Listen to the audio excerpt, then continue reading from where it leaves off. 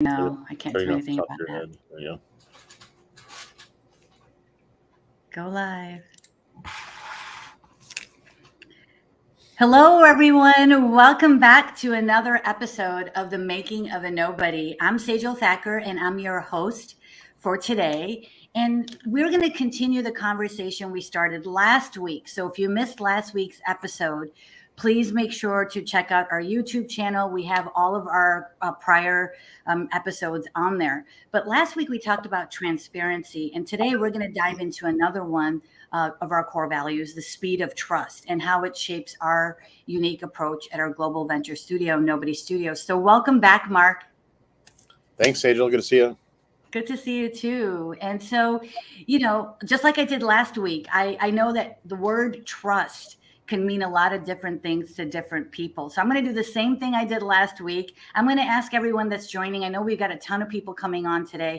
What does trust mean to you in the context of the workplace environment? So, Mark, to set the stage, could you share your definition of trust in the context of our core value at the studio? Yeah, I mean, I think it really has a lot more to do with, like, it's not some kind of thing that you have or you don't have. To me, it's more cultural. And, I think without the context of speed, like one of our core values is speed. And at one point, as people were editing stuff, speed of trust became the same as trust and speed. And they're two things. So, what I've always really tried to say is that, yes, speed is important, but we'll only go as fast as we have a culture of trust. And a culture of trust means you can't go fast if you're worrying how people are going to react to you getting something wrong. Or you can't go fast if you're worried that, well, I haven't had time to think through this 100%, so I better wait a few more weeks. You can't go fast if you think you need 5 more meetings just to make sure you've covered your ass, right? You can't go fast if when you leave the room, you're afraid of who the person you left behind is what they're going to do or say behind your back, right? If your environments with colleagues and people are trying to position for credit or position for acknowledgement, and some people will do that by putting somebody else down so they rise, that immediately slows you down because now you got to invest a lot of time and energy into protecting yourself, right? And so this whole concept is about when you operate in an environment of directness but inherent trust and expecting the best from each other and having each other's back when you're not there or you're not at your best. um, it doesn't allow for, there's no room for incompetency, right? So as long you're assuming that you've got a group of people who are competent and work hard and have the best intentions, but within that, you've got to protect against a culture where there's politics, essentially, where there's jockeying, where there's favoritism, where there's people positioning for credit. A lot of leaders in the past would really point out a lot, this person's the best, and everybody else in the room feels, well, that implies that I'm not. Um, there's certainly times for accolades, but most things these days are a team effort, and so it's really important just to create that environment that says we want to move fast because we trust our colleagues and we trust the people around us. And that means that when we get something wrong, we're going to give each other a hug and say, wow, but you tried. What's next? What do you learn from that? And so that's what we really mean by speed of trust, not this bigger concept of what is trust, but it's definitely an aspect of it. Yes, absolutely. And just a quick shout out to Kimberly Weefling. Thanks, Kimberly, for joining us today. She wrote, Nobody Studios is so inspiring to me. The number one cause of failure in global teams, and teams in one MIT study found that over 80% of failure in goal attainment is lack of trust, totally predictable and largely avoidable. Totally, right? It's a delicate thing. I agree with what Kimberly's saying. It's a delicate thing. It's something that we can't really force it. We can't rush it necessarily. And there was other research that I was reading last night as I was preparing for this, for our show today, Mark, was that from Stanford, and they found that trust can be built more quickly through transparency and reliability, right? And so transparency is one of our other core values. And so if we continue to prioritize these principles, we can accelerate the trust building process, right? And so I think it's about setting an environment, like you said, the culture for trust, so that it can develop naturally and authentically. So, how do you think that emphasizing the speed of trust as one of our core values, how is this going to set us apart from other organizations in our industry? Well, I just think you said it. How, first of all, I think everything is interconnected in general and in life and this planet. But certainly our values are interconnected. So speed is important to us, which gets you to the speed of trust. But then if you wanted to increase the speed of creating trust, you have to embrace transparency, right? And so I think that was a great comment because, what do you, if you look at an animal, right, and deep down inside we're animals, but if you watch a dog approach somebody new that visits the house, right, if they start barking and they freak out, you're kind of like, oh, there's some bad energy around this person. But a lot of times you'll see a dog that is kind of skeptical and kind of, checking out, that new person before they know for sure. And we do that in our own way, right? We certainly do it subconsciously. When we meet new people, we're like, I'm not sure about this person, but I'll give them a shot. The way that you speed that up is through transparency, right? So when you started to say, this is who I am, I got this wrong, I got this right, this is why I feel this way, I'm open to be challenged. People are waiting to see who you really are. And if you don't reveal yourself, then they're going to keep their walls up. The more you bring down your walls, the easier and faster it is for other people to bring those walls. And I don't believe there's a magic wand. We don't force people to trust on the front end, but we do expect that. First of all, if we recognize some people have been very traumatized and don't have a lot of trust in it, they wear it on their sleeves. That's probably not a good fit here, right? Because we're not going to be able to operate the way we need to. But once you've decided to join an organization, you already have given trust. I mean, you've just made a career decision. You just put your family, involved in that journey. So you have started with trust. And now it's just a factor of how deep you can create that trust over time. So I think it's really important. I think it creates an environment where you're comfortable talking honestly about the issues and the problems. And but it also, on the exciting side of things, creates an environment where you can really just hug it out and feel like you've created something together. Yeah, we have to talk a little bit more about this because, our brains are hardwired to not trust people, right? Because that's just our natural survival instinct. So automatically, when we see someone that's different than us or thinks differently, then we're wired to not trust them. And so some people argue, based on that scientific research, that trust takes time to build, right? Yet we're prioritizing it in our speed of trust core value. And so how do you respond to those skeptics that believe that trust can't be accelerated? It's kind of what I was just saying, right? I mean, I think that you automatically start with trust when you decide to get involved in a company or a project, right? You've already bestowed some trust on that organization. And now the speed of which you create deeper trust has everything to do with the style of communication, the environment you've created to allow for a psychologically safe place to debate and challenge, but also get wrong. It's one of those things like, and what we're trying to create, you can kind of have, a handful of things. Like you can go really fast or you can get things always right. Choose one. And we choose to go fast but that means that you have to accept failures. A lot of people have heard me say internally, I never care about failures. In fact, I like to hear the lessons because I smile. Like we're in this in the long haul. Learn fast, talk about it openly. I want the colleagues to cheer people on, but I'm not such a good positive person when I see us making the same mistakes again and again, right? And so I always think that there's a flip side to accepting mistakes. You just have to embrace that learning and make sure that systematically you have gotten better and you're not just kind of stuck in the rut. Mm-hmm. Yeah, I love all of that. It's about agility. It's about efficiency, right? And so this is like, one of the things that I want to make sure we clarify for our teams, right?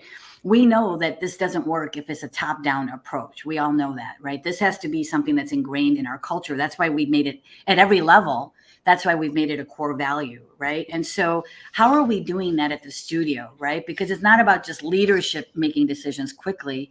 It's about empowering everybody, every member of the team so that they can do the same thing. So how are we doing that at the studio? Yeah. Well, I think you just have to do your best to push the boundaries. I mean, when you try to build an organization like we have, which is more matrixed, it's a flatter organization than normal. Um, it's empowering, but you got to make sure that at every level you still have respect for the leadership and you still have respect for the calls that might be made. And that's a challenge for some people, right? Some people have a challenge. They really think everything is a democracy, and you can strive to get there as much as possible, but you have to say, if a leader makes a call, they have an experience and they have um, experiences that tell them that that's the right call, and at some point you just have to accept that. But it goes both ways. If you hire someone to do a role and they can't make those decisions because you aren't letting them make those decisions, then you either have a micromanagement problem or you have a trust problem, which has to figure out, are they the right person? And so it becomes a festering issue, and it's uncomfortable for everybody if you let somebody stay in a role that isn't getting the job done, because they're never going to be given a chance to succeed. The leader is always going to be frustrated, and that turns into a negative environment. But that's why you get to the root cause as fast as possible. You get away with the negativity, you get away with the emotions, and you say, okay, are my expectations clear? Are my expectations fair? Is this person capable of doing it? Yes, no. And then if so, you've got to let go of trust, right? You got to just give the trust and let go of the control. So yeah, I think it's always interesting when you watch personal dynamics play out within an organization. I do believe that speed of trust has a lot to do also with having each other's back. So think of it as like, I always think of having someone's back as like, you're going to give them a hug when they need it. You're going to give them a break when they're having a bad day, but you basically expect them to be pretty dang good most of the time. But you're also someone they can call if that's not the case any given moment, right? Because the opposite of that is you're on them on everything they do wrong, or anything time they're late, or if you're that way, then no one can move fast because they feel like, okay, if I don't get this perfect, I'm going to have to deal with some pushback. So it's always this interesting, delicate balance. I don't really think it's something you can train, to be honest. I think some people are wired this way. I think some people are maybe in the middle, and as they see it in action, they can learn it. But I do think it's a filter that we've tried to use in attracting the folks to the journey. At least it's nobody. Yeah, and I mean, there's so many things, right? Another thing that really impacts the speed, as you were talking, it just jumped into my head, is something that can have a significant impact on the speed of trust is bottlenecks, right? I mean, and I think of a bottleneck as any point in the process where flow of work or information is being slowed down, right? And so bottlenecks can definitely hinder trust building, right? It leads to decisions being delayed, inconsistency. It causes frustration and impatience in team members. It creates like this loss of momentum, leads to like missed opportunities. And it usually ends up resulting in blame and finger pointing, when you have a bottleneck. So what are some advice that you have for people about how we're mitigating the impact of bottlenecks at our studio? Well, I think I think it's a great point. Sometimes bottlenecks are process, right? Mm-hmm. A lot of times they're process, but they seem to come across more often than not as personal, right? Mm-hmm. And I think that's a mistake, because the minute you feel judged or you feel accused or you feel alleged of something, like your automatic response is to put your walls up. Mm-hmm. So you put the brakes on speed and you put your brakes on the speed of trust, right? And so, I've worked with a lot of people in my career, and I didn't realize until this journey how much my experiences in special operations, 30 years ago, played an impact on my life. Because when you're on a team, when you're in special operations in any service, everybody is very competent. Everybody expects everybody to do their best. There really is a camaraderie, but everybody's got each other's back. But nobody's looking over their shoulder, wondering what their buddy next to them is doing when they're not in the room. Everybody's going to carry that person back from the battlefield. And there's a concept in spec ops teams where there's a thing called peered out. Whereas if the team doesn't trust a specific operator, the team can vote them off the team. Mm. If that happens twice in their career, that person is never back in spec ops. Mm. And so I think it's really important because the caliber of person you get into these types of environments don't point out bottlenecks. They never make it personal. They're just problem solvers, right? Mm-hmm. And I deal with people all day long, and some people approach me very frustrated and accusatory and pointing out the things that are wrong or the things that need to be better. And I respect all that. And I have other people who are a breath of fresh air. They operate at a different level, and they come along and they pat me on the back and say, "Hey, look, this needs to be better. We'll figure it out over time. But right now, why don't we do this the next 2 or 3 months? And it's going to be 20% better than it was before. And let's stop doing these things for a week because it's going to free up some space." Like, problem solving and not putting somebody on the defensive, right? There's an art form to not putting somebody on the defensive. And I just think it really comes down to trying to get your team and culture right every step of the way. And I used to think it was experience. And so for anybody that I, ever, applied that to, I apologize. I'm just old now. I used to be young and I thought I was good at this. So, I know people on my team who are fantastic, that are some of our youngest in the organization. I know some people who struggle at this and they're, a little bit older in life. And so I just do think it's a personality type where you have to just expect the best from folks, and you really have to love working with them, and you have to trust them, and you got to be part of the problem solving. And if you find yourself consistently thinking that they're doing something wrong, whether it be a leader or somebody below you or a colleague next to you, then it's really your issue from trust. And, that needs to be resolved. Yeah. So, what advice do you have then for our teams, right, at Nobody Studios? How can they embody the speed of trust in their roles? Because this is important, Mark, because most people haven't been given or haven't been empowered to make those kind of decisions, right, and take action where appropriate. And that's really what we want to do, is we want to reduce the need for approvals at every level or at every decision so that we can accelerate that trust building effort. But this is something new to a lot of people. And so what advice do you have to our team members so that they can have, some practical tips on how they can embody the speed of trust in their roles? And everybody's roles are different, right? And their responsibilities are different. So what advice do you have for everybody? Yeah, I'd just say transparency goes both ways, so I think that you just have to, if you see something that needs to be better, if you waited until you got emotional, you waited too long, right? Because a lot of people will hold it inside, get frustrated. Once they're really frustrated and emotional, they might start talking to colleagues, the water cooler, or, behind closed doors.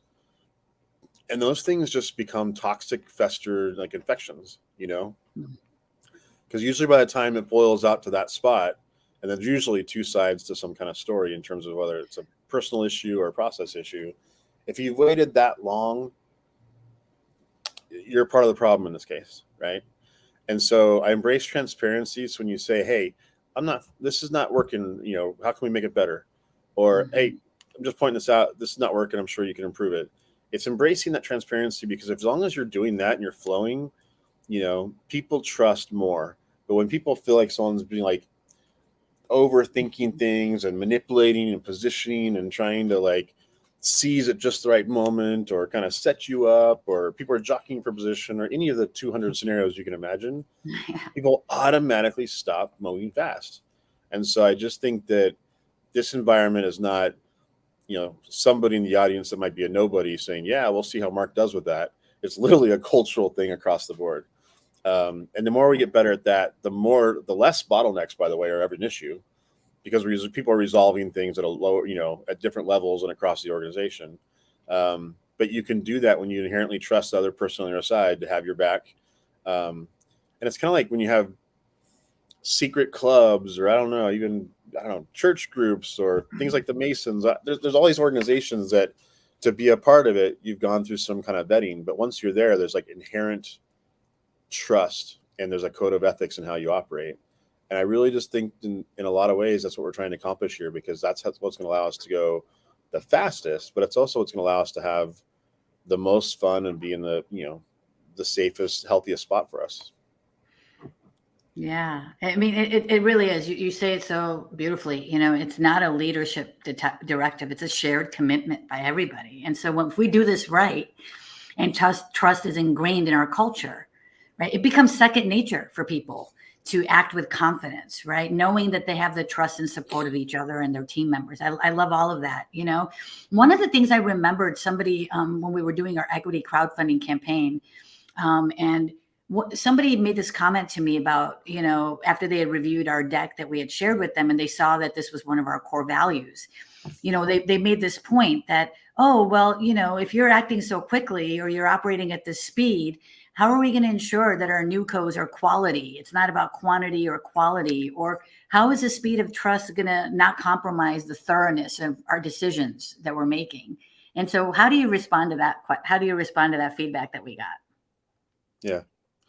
Well, I think that the mistake, the old way of thinking, and even the training manuals of the 80s and 90s, like really installed this kind of mentality of like, you know, I don't know, measure 5 times and cut once. You know, it was like, let's overthink, overplan.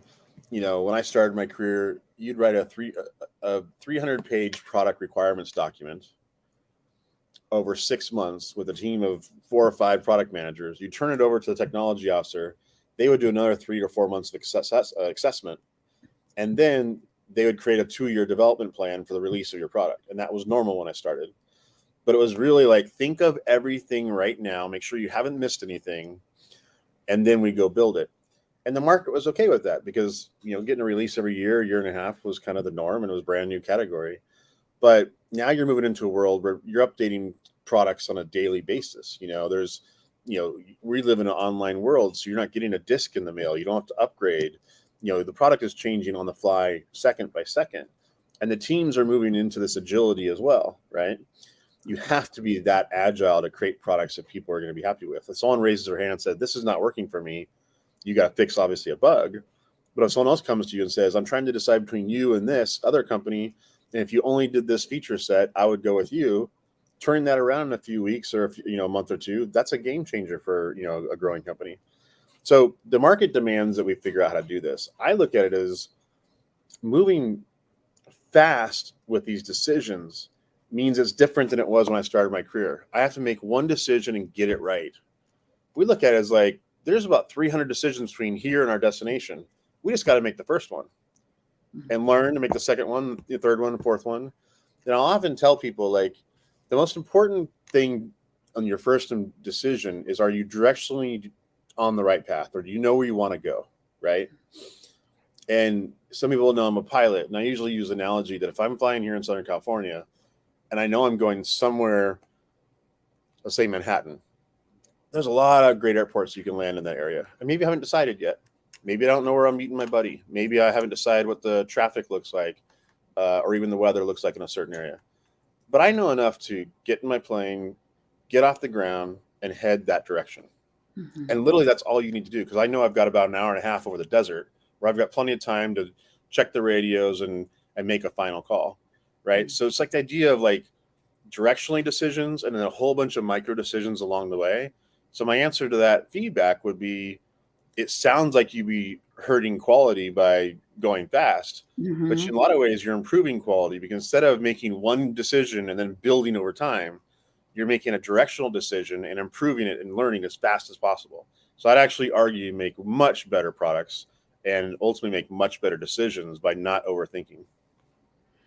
Totally. That's exactly what I said. I told this person, I said, you know, look, trust doesn't mean that we're not going to do our due diligence, right? We're just going to enhance it. We know, and trust is a two-way street. You know, we know that all of our team members, we have the best interests of the studio at heart. And so knowing that just allows us to make the decisions quickly and more efficiently, right? So I'm glad that we resonate. Here we got Min Bogata with us, and he says, spot on, Mark, just like a long-term marriage, you've got to have trust.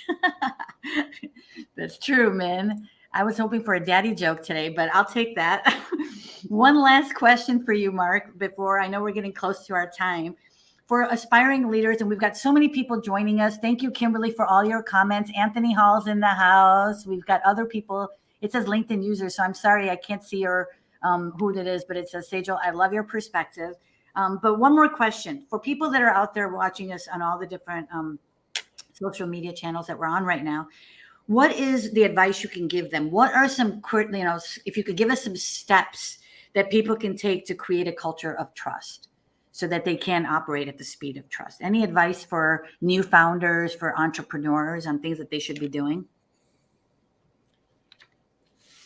Yeah, I mean, I think if you're specifically asking about leaders, I think you have to show what that looks like. So you have to show what it looks like to trust, which means you have to believe in people. And there's a downside to that. Sometimes you give people a lot of chances, and you have to, takes away time, or it's painful decisions when that doesn't work out. But I certainly try to model that behavior. I care about my people a lot. I work with my team members. I have high respect for them. I try to learn from them. I try to be very direct. So I think that, but I also try to be very vulnerable. I try to be very open about my lessons, my motivations, my painful lessons. I share openly about my past or things I got wrong. So I think that there's a transparency, a genuineness, a humbleness that is very important. If you want to create that type of culture as an emerging leader, it really starts with what you resonate, but then also being self-aware. I mean, I think I'm good at it, but there's certainly been times where, under pressure or lack of sleep or travel or whatever, your best doesn't come out, and somebody calls you on it that you care about and you trust. You're like, oh, 100%, 100%, my bad. But in the big scheme of thing, that should be a blip on the radar. And those are still lessons that reinforce who you want to become and remind you how to operate every single day. So I think that it really starts from yourself, because that's all you control, but also you model behavior for folks, but also as by being vulnerable, then you start to get the trust that you need to operate at the speed you want as well. Yeah, thank you for that. I was going to say lead by example. You have to demonstrate trust in your actions, and I think I think that transparency is something that we've created an environment. We're doing our best to create spaces for people to talk about their feelings and thoughts, and we encourage open dialogue. Every time I talk to anybody at the studio, I'm always saying, be reliable on your commitments, be accountable. But if you need support, let us know so that we can figure that out together. You're not on your own, right? So yeah, and thank you so much, everybody for joining us today. This was such an important conversation. I just want to remind everybody that, look, this creating the kind of culture that Mark and I are doing at the studio, a trust focused culture, that takes time, right? But it's a powerful foundation for success. And so we're going to do our best to create an environment where all of our nobodies can thrive, can collaborate, and innovate. So that goal of making 100 companies in 5 years is Sejal. not that far away, Mark. I know we've got this. I'll say one other thing that occurred to me is, when you stick out your neck and you make big statements, like our cultural values and the things that we're trying to accomplish are big, bold statements, you don't have that bond of trust with the rest of the world, right? So you have to really have a strong conviction to say these things, to have any chance of doing these things, because the world will throw rocks at you, right?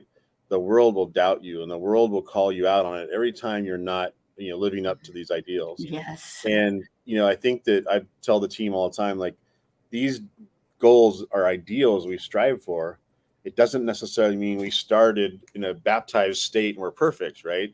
You just have to strive for that every step of the way. And, I think about people who will criticize, and we've had actually a few folks early on in this journey that who are no longer with us, that would every single day or minute point out, we're not living up to this goal. We're not living up to this goal. We're not living up to this goal. It's like, yeah, I was one of those, Mark. No. Okay, I was one of those. We converted I probably you. still am. We converted you. But no, I think it reminds me of my favorite quote in the world. It's called "Man in the Arena" by Roosevelt.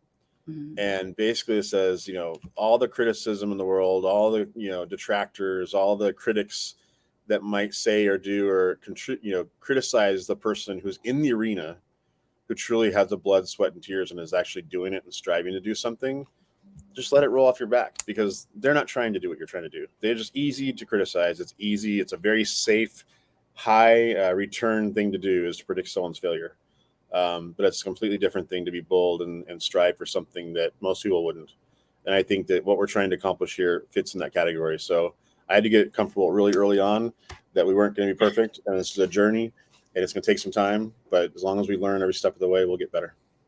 Hey, look, Mark, I was one of those people, right? So the message for today's episode is adapt and evolve, people. We have to stay adaptable. The business landscape is changing, and our approach to trust is going to evolve as we scale and we go global, right? So thank you for all of that, everybody, for joining. We will see you next week, same time, and we're going to continue with our last core value, but this time we're going to take a little different approach. We're going to give you a practical NewCo, and we're going to dive right into how our capital and time efficiency has impacted the way that we're making our companies within the studio. So we'll see you all next time. Thank you again, Mark. Thanks, Sejal. Bye, everyone.